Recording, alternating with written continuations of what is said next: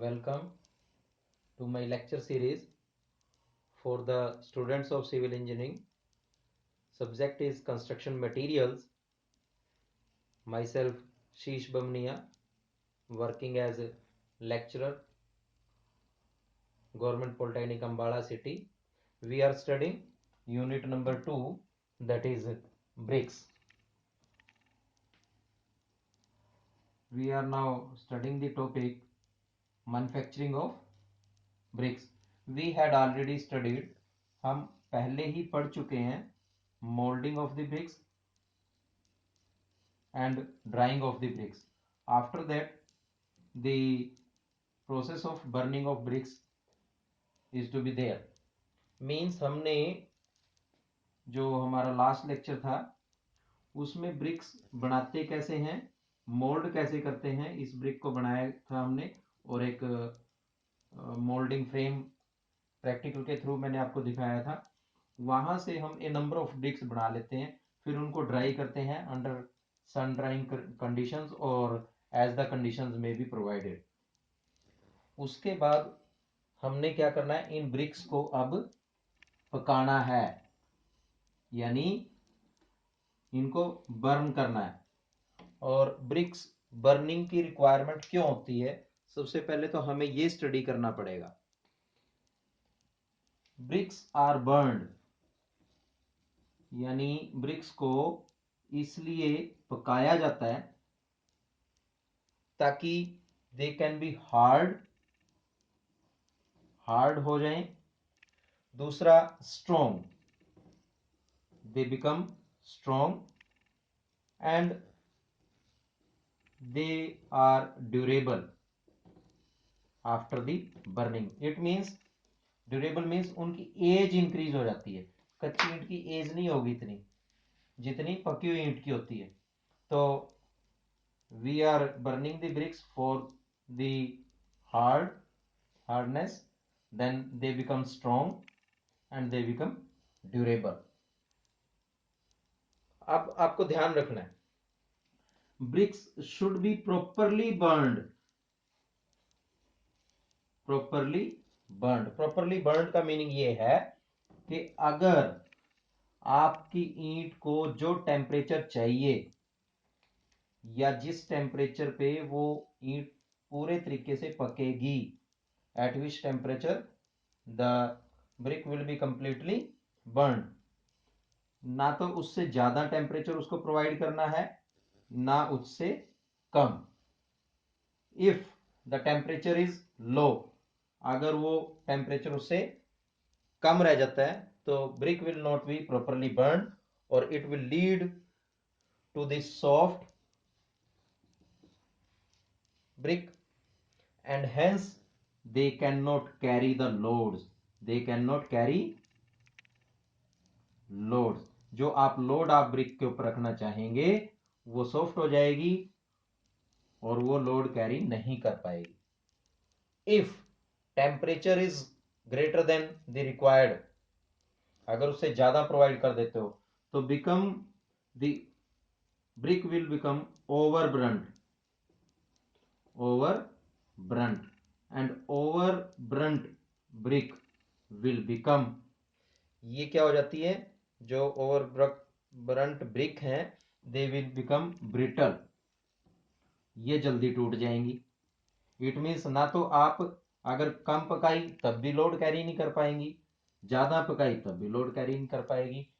कम में वो सॉफ्ट हो जाती है टेम्परेचर में, और अगर ज्यादा दे दिया तो ब्रिटलनेस उसकी इंक्रीज हो गई, then hence they become easily crackable और इजिली जो है ब्रेक कर जाती हैं. ये आपने ध्यान रखना है. इसीलिए हम जो बर्निंग ऑफ ब्रिक करते हैं that should be under the proper maintenance of the, या under the proper maintaining the temperature. And temperature is initially 600 degree centigrade to 1100 degree centigrade, और मैक्सिमम जो टेम्परेचर है that is given to 1300 degree centigrade, इससे ज्यादा नहीं होगा.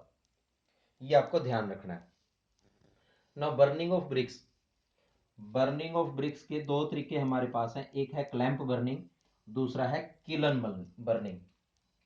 Clamp burning के case में ये छोटा रूप है किलन का। किलन हम भट्ठे को बोलते हैं, किलन हम भट्ठों को बोलते हैं, और भट्ठों का छोटा रूप है क्लैंप। और ये जनरली हमारे विलेजेस में एडॉप्ट किया जाता है। क्यों किया जाता है? क्योंकि वहां पर क्वांटिटी जो है ब्रिक्स की बर्निंग के लिए कम होती है। ये कैसे काम करता है? हम या तो इसको सर्कुलर बनाते हैं या ओवल शेप बनाते हैं, या सर्कुलर ओवल शेप, कभी कभी इसको रेक्टेंगुलर भी बनाते हैं, और ये ऐसे ट्रेपोजोइडल शेप भी बनता है, ये ऊपर की तरफ। अब इसको बनाने का तरीका, हम सबसे पहले ग्राउंड को साफ करेंगे। हमने ये ग्राउंड से इसको गोल बनाना है, हमने सर्कुलर बनाना है। ग्राउंड को साफ किया, ग्राउंड के ऊपर हमने इस तरीके से बाहर ये जो है कच्ची ईंट लगाई, या कच्ची ईंट को अनबरंट ब्रिक, उसको एडोब भी बोलते हैं।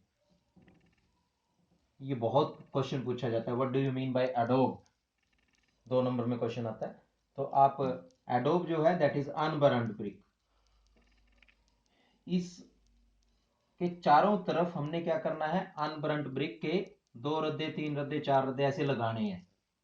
अब इसके बीचों बीच चिमनी होती है क्लैंप के लिए, इसमें भी हम ऐसे ही 1 2 3 4 ऐसे कोर्सेज लगाते हैं एडोब्स के। और फिर क्या करते हैं, इसमें नीचे ईंधन बिछाते हैं, कावडंग हो गया या लकड़ी का बारूदा हो गया, वो बिछाते हैं। उसके ऊपर से फिर हम ऐसे ब्रिक की लेयर बिछाते हैं, इसके ऊपर कच्ची ईंट बिछा देते हैं। 2 लेयर 3 लेयर लगाते हैं ब्रिक्स की। 2 लेयर 3 लेयर लगने के बाद फिर हम इसके ऊपर फिर से फ्यूल डालते हैं। Fuel in the terms of cow dung या जो लकड़ी है उसकी फॉर्म में, या कभी कभी इसमें कुछ जो है पतली सी लेयर हम कोयला भी डालते हैं, कच्चा कोयला भी डलता है इसमें। ये इस तरीके से, ये टॉप से दिख रहा है, ये इस तरीके से आएगा। नीचे की लेयर ऐसे ये बढ़ती चली जाएंगी, बीचों बीच इसके ये चिमनी है, ये ऐसे ऐसे बढ़ती चली जाएगी ऐसे। First layer, second layer, third layer, इस तरीके से। और इसके बीचों बीच यहां पर this is to B ignited, यहां पे हम इग्निशन लास्ट में जब इसको बंद करते हैं तो यहां से हम इसको इग्निशन प्रोवाइड करते हैं, यानी यहां पर हम इसमें आग लगाते हैं, और ये आग इसके ऐसे होते हुए सारे में फैल जाती है। क्योंकि हमने इसमें बीच में लेयर्स में, इन लेयर्स में ईंधन भर रखा है, इसमें कावडंग भर रखा है, या दूसरा जो भी फ्यूल हम यूज कर रहे हैं वो भर रखा है। एक चीज आपने और ध्यान रखनी है, इसका टॉप सरफेस इस तरीके से, ये top surface, this is to be covered और always to be covered with the powder form of cow dung, और जो भी आप फ्यूल यूज कर रहे हैं उसकी पाउडर फॉर्म में। उसका कारण क्या है?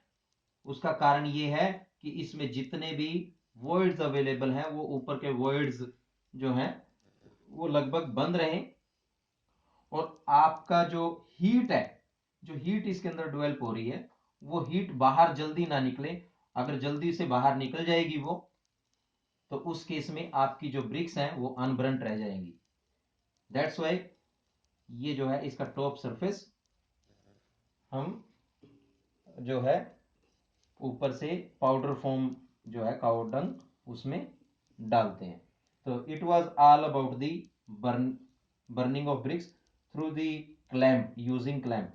और ये जो है जब हमें कहाँ यूज होता है, जब हमें लो लो जो है लेवल पे ब्रिक्स चाहिए, तो इसमें हम 20 से 50,000 ईंटें जो हैं, ब्रिक्स जो हैं वो एक साथ पका सकते हैं। 50,000 ईंटों के लिए बहुत बड़ा जो है क्लैंप बन जाता है। जनरली 20,000 30,000 ईंटों के लिए ये जो है और ब्रिक्स के लिए सूटेबल है।